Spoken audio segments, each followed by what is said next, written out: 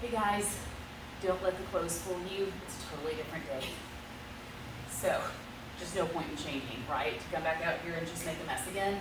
So, everything from yesterday almost has dried. The big one will take a few days, and we can talk about why. But I figured I would show you what we decided on, what we made yesterday, and what we opted out of. So, let's start with the small ones, and then we'll go with the piece de resistance, the big one that I made yesterday that you'll watch. I love it. I'm still so pumped about it. I've got 4 more to make today. But at any rate, I'll show you these 2. So here are a couple that I made yesterday. The goal was to use the same color palette on all 8, but make them look different. So I kind of modified my designs just a little bit to make each one look a little different. Hopefully you can see these. I don't know if the light's glaring on them or not, but anyway, so I think they go really well together. Here is the third, and I'll just show you with the small one. So they're gonna put these on the wall, kind of catty corner from each other in all different directions. And so we wanted everything to kind of match. Now, the question was, do we do 4 with a black background and this is called lacing or webbing here. These are cells. So do we do the black on black, or black on black, I should say, or do we switch it up and do we do black with white or white with white? These are the ones we opted out of. First and foremost, I don't think they match well enough. Also, when it comes to this cell activator, this lacing, the black just works better for me. I don't know what y'all think, but I mean, it shows up fine, it's pretty, but there's no comparison. There's no comparison between the 2. This is just really beautiful, and it's gonna stand out on their walls a little bit better, and you can still get some white in without doing that white lacing. There are times when the white lacing is fantastic. I just don't think it's right for this. So we opted out of these, which by the way, these are gonna be for sell-in because they are not going to take them, which is what I would hope, which is what I had hoped they would say, but I let them make the decision and was thrilled with the one they made. So this is how I store my paintings as they dry. I just get empty boxes, and I actually I'll show you this one. We cover the back. My husband helps me with this so that the back doesn't get too messy. Lesson learned from when I was doing this the first few times. And then jumbo push pins so that when the paint drips off, it won't stick your canvas to the cardboard box. I cover the paintings like so as they dry with these food covers from Amazon. They're next to nothing. I don't know how much they cost, but they are really, really helpful. So I think what I'm gonna do is actually pause the video for a second and bring you over here so you can see this, because holy Moses, I'm just super pumped. And this way I'll be able to show you the 4 that are done kind of all together so you can see what we're going for here. I mean, hello beautiful. What's your name? That's what I want to know. This just kills me. I cannot handle how amazing this 20 by 20 turned out. Keep in mind, I've never done one this size before, and I swear this is the best one I've ever done. I'm just completely obsessed with it. So it is still wet. The big canvases take longer to dry because they dry from the outside in. So that middle part's still very wet, which is why I'm gonna keep it covered. And I just wanted you to see, better not turn it that way, what we've got going here. I don't know if you can see all of them together, but that's the concept. Same colors, different patterns. The beauty of this type of painting, I will never be able to recreate this again. So honey, don't ask me to. It's not happening, okay? Each one is just as unique as a fingerprint. It will never happen again. So it's really cool. All right, I'm gonna put you back on the stand and let's do another one. All right, so I thought while I was mixing my paint, I would just tell you a little bit about what paint I use. And there's nothing fancy about this. Clearly, there's nothing fancy about this. I'm in my garage, for heaven's sakes. But literally, it's just acrylic paint from Hobby Lobby and from Michaels as well. Folk Art, Deco Art, Anita's. Here's another Anita's. I haven't really found a paint that I don't like for this particular project. I love this stuff. I know you can't read it. Deco Art, Americana Decor Metallics. This is the gold. It is just, look at that, beautiful, absolutely beautiful. So what I'm doing right now is I'm just mixing the acrylic paint with my pouring medium that you can learn about with the Sheely/Shelly art course. And she will teach you how to do this type of technique. Is called a bloom technique, if I didn't tell you that yesterday. I need another popsicle stick. There we go. It's a little bit warmer out here today, y'all. So I'm just mixing a little bit of that pouring medium with my paint, getting it to the right consistency, and I think we're good to go. But I just wanted to show you, there's just nothing fancy about this paint. The technique itself is expensive-ish in terms of all of the stuff that you need to make the mixes with. And so these paintings tend to cost a little bit more than some of the other acrylic pour paintings that I do, just simply because the materials that it takes to make this is more costly. I mean, I'm using house paint for the base coat anyway, not for this. But at any rate, just wanted to show you what we're working with here. I'm obsessed with this color as well. This is Deco Art Extreme Sheen Sapphire. It is beautiful. I have found if you want to do just the regular acrylic pouring and you like to get those cells, those kind of bubbles that pop up, Anita's does a great job at that. So I use Anita's when I'm doing just the regular pour painting, where I pour the paint on a canvas and I kind of move it around to make specific designs. That's not what we're doing here, but I can still use Anita's to work for this type of paint as well. So I already have my canvas down. I got it basically rubber banded to some of the tacks so that it won't fly off, hopefully.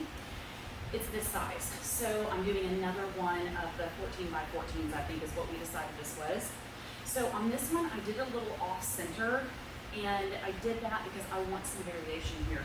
So I'm gonna try and make another one like this, but just in essence, not opposite, I guess, because they can turn this however they want to, but I want them to be able to put this on one side of the set and do another one on the other side and have them both coming in, if that makes any sense whatsoever.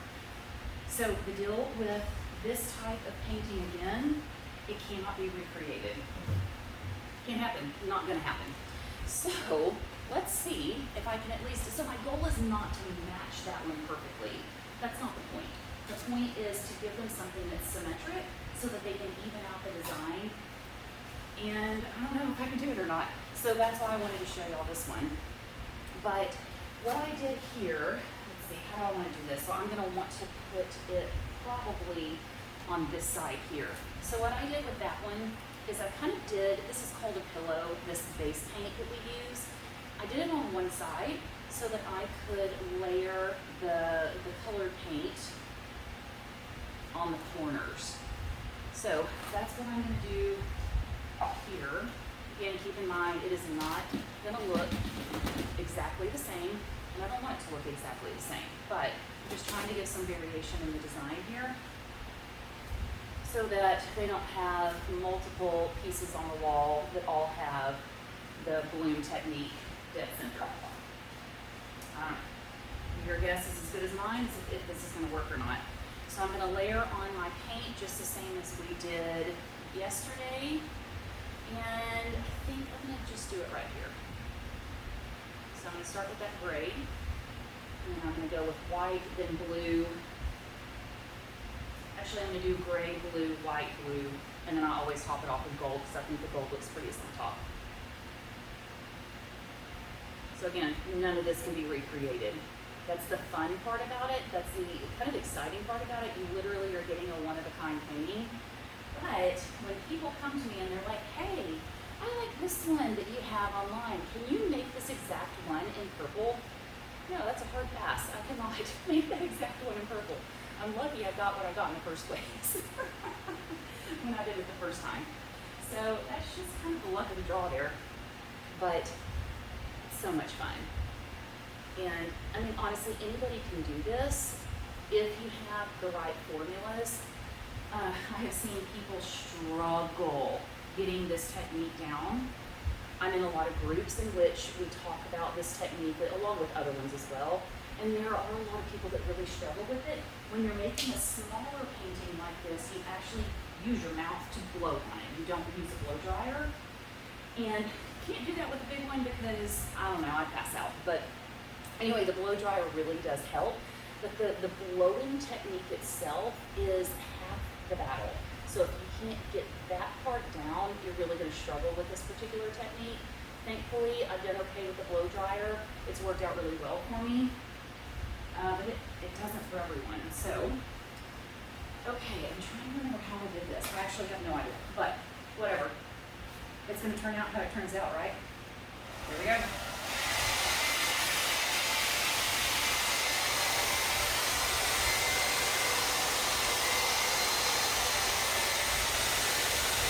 Okay, looking good, looking good.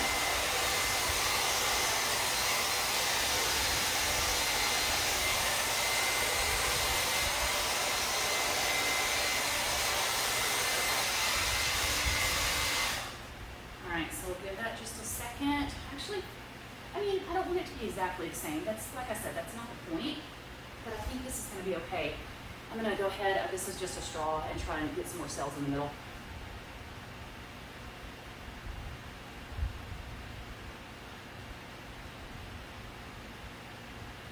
And guess what? If we don't like it, we'll just pour paint over it and start over.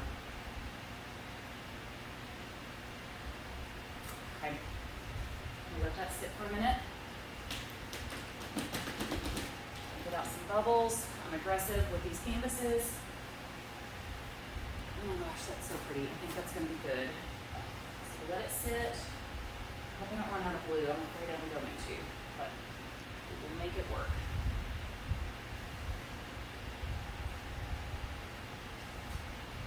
All right, let's go ahead and add a little bit more paint around the edges here so that when it spins, this paint will move.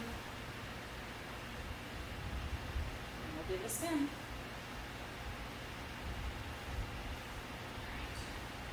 Alright. I'm happy with how that looks, so I'm going to go ahead and spin it. Here we go. Gosh, please stay on.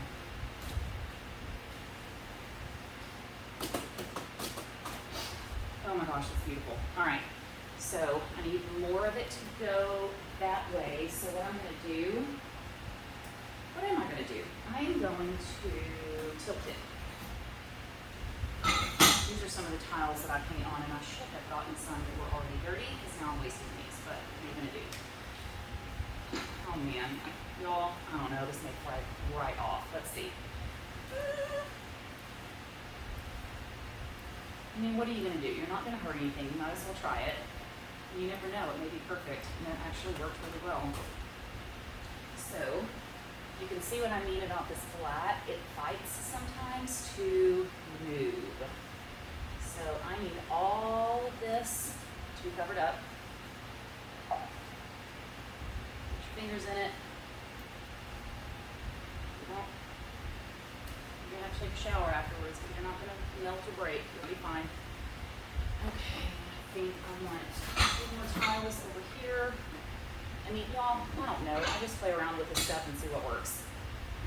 Here we are. Oh gosh.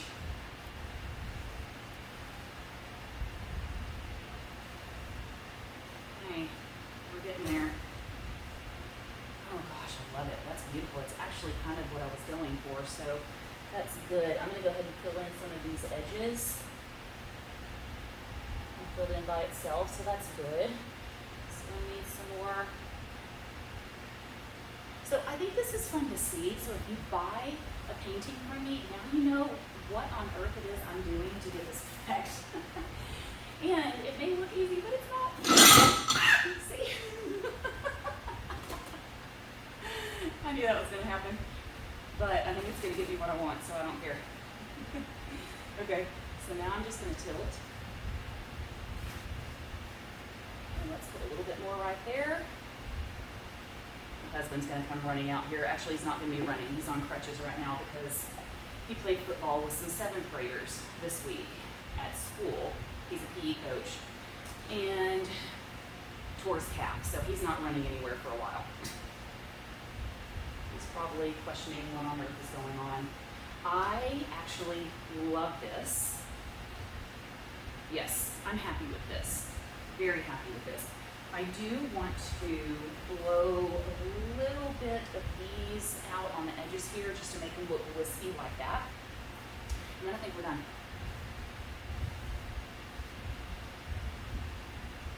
Fast forward through this if you want.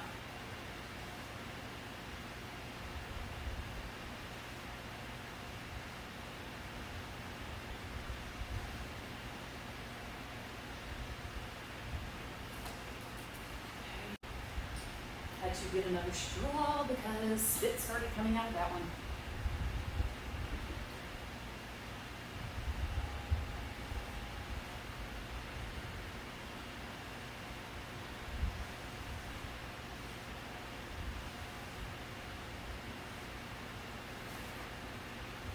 Happy with it, but not thrilled yet.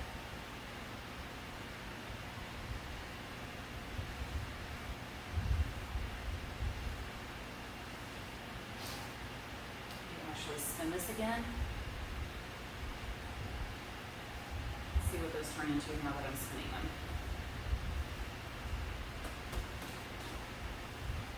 Yeah, much better. Okay, one more spin and I think we're gonna be good. However, I have a tendency to mess with things a little bit too much sometimes, so I try and tell myself not to. But it's just fun to see what it'll do. I actually think that's a nice compliment to this one. So it's not the same, right? But this one can go on one side and that one can go on the other, and I love it. I'm happy. Yay, good. Okay, so I'm gonna put this into a box to dry and I'll do another one.